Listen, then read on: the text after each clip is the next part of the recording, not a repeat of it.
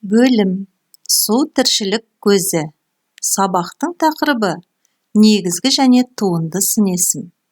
Мақсаты негізгі туынды зат есім, сын есім, етістіктерді анықтау. Сөйлемнен сөз таптарын зат есім, сын есім, сан есім, етістік табу. Бұл сабақта оқушы тыңдалған мәтін бойынша қойылған сұрақтарға жауап беріп, мәтінде не туралы айтылғанын түсінеді. Мәтін мазмұны бойынша пікір білдіруге, өз ойын дәлелдеуге, түсінікті айтуға, ойын жазбаша жеткізуге дағдыланады. Интернет ресурстарды пайдалан.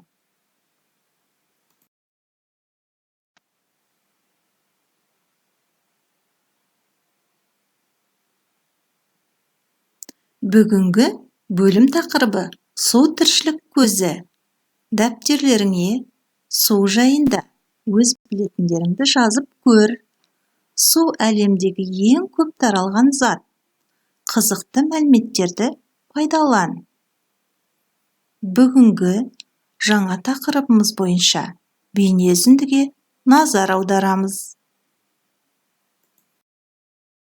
Сын есім негізгі және туынды болып екіге бөлінеді. Түбір сөзден болған сын есімдер негізгі, түбір сөзге жұрнақ жалғану арқылы жасалған сын есімдер туынды сын есімдер деп аталады.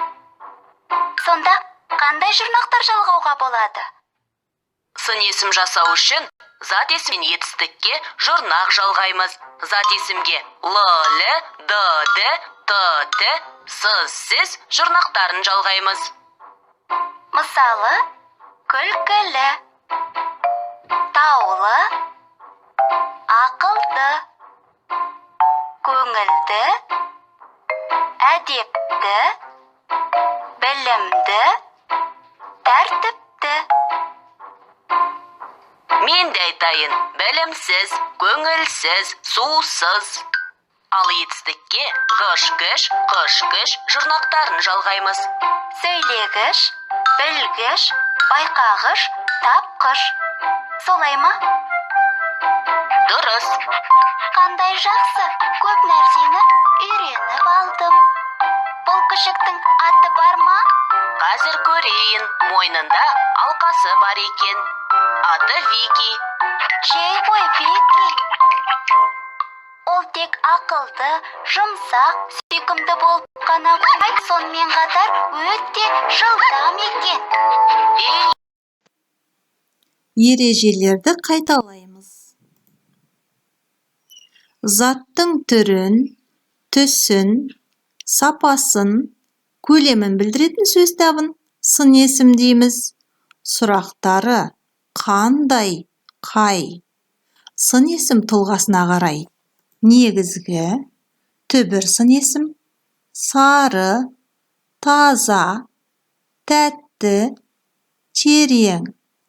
Туынды сын есім, жұрнақ жалғану арқылы жасалған сын есім. Саналы, таулы, өнерлі. Ережені қайталап аламыз, жаттаймыз. Кестені сыз және толтыр. Негізгі және туынды сын есімді анықта. Мысалы, саналы, туынды сын есім. Сары, негізгі сын есім. Әрі қарай өзің орындап көр.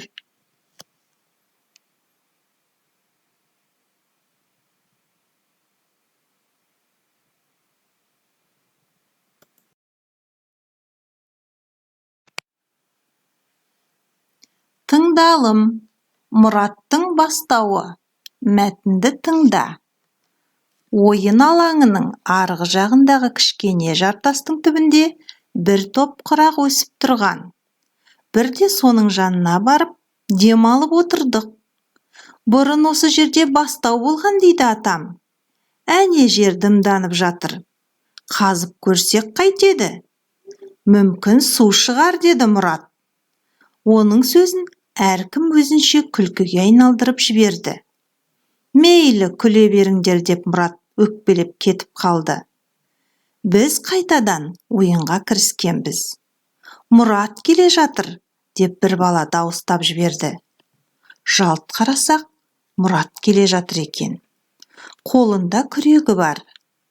Ол әлгі ойпаң жерді қазуға кірісті. 2-3 күрек бойы қазғанда су шығып, бүлкілдеп аға бастады. Бізде үн жоқ. Мұрат бізге күле қарап, бастаудың мөлдір суынан ішіңдер, деді. Біз бастау суын қос уыстай іліп алып, ішіп жатырмыз. Салқын су қандай тамаша десеңші. Мәтінді өзің қайталап оқып шық.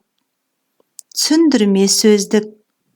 Ойпаң, төмен, ойлау, жер. Мәтін бойынша сұрақтарға жауап бер. Балалар қай жерде ойнады? Балалар ойнаған алаңда бұрын не болған? Мұрат бастауды қандай белгілеріне қарап тапты?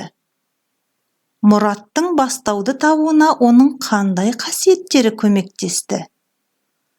Бұлақ суының адамға қандай пайдасы бар? Мәтіндегі сын есімдерді тап.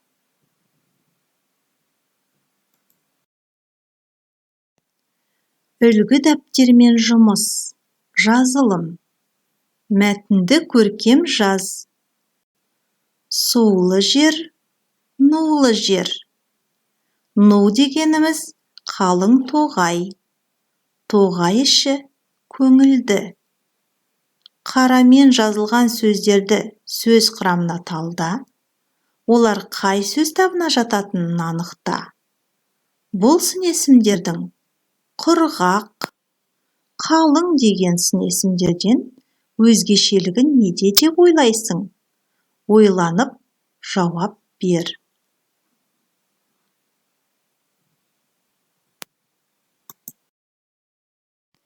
Есіңде сақта.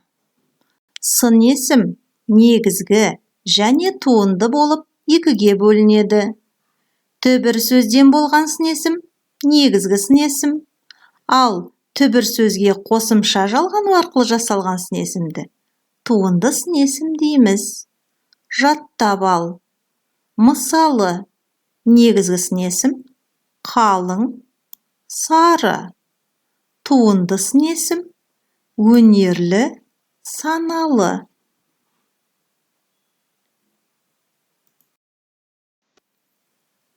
Жазылым. Берілген негізгі және туынды сын есімдерді салыстырып, олардың ұқсастығы мен айырмашылығын тап. Жаңа, көк, әдепті, сүтті, атақты, жүйрік, көктемгі. Мысалы, негізгі сын есім көк. Ары қарай тапсырманы орында. Айтылым. Оқы және не туралы айтылғанын анықта. Оның құлағы, құйрығы және жүні бар.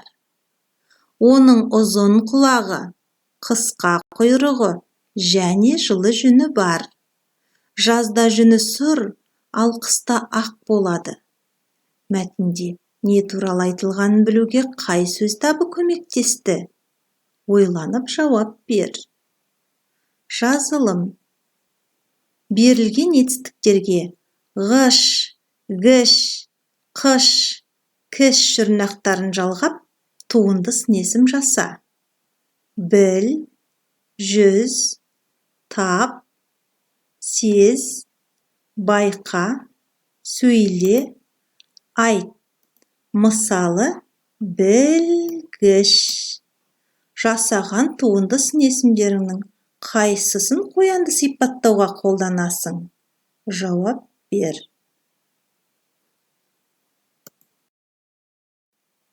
Шығармашылық тапсырма. Алтын балық кемпірге құпия хабарлама жолдады. Сызбаның көмегімен хабарламаны оқып көр. Мақалдың мазмұнын қалай түсінгеніңді айтып бер.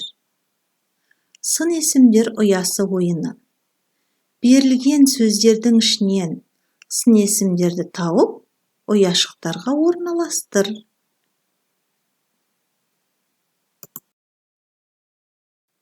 Үйге тапсырма. Мақалдардың жалғасын тауып жаз.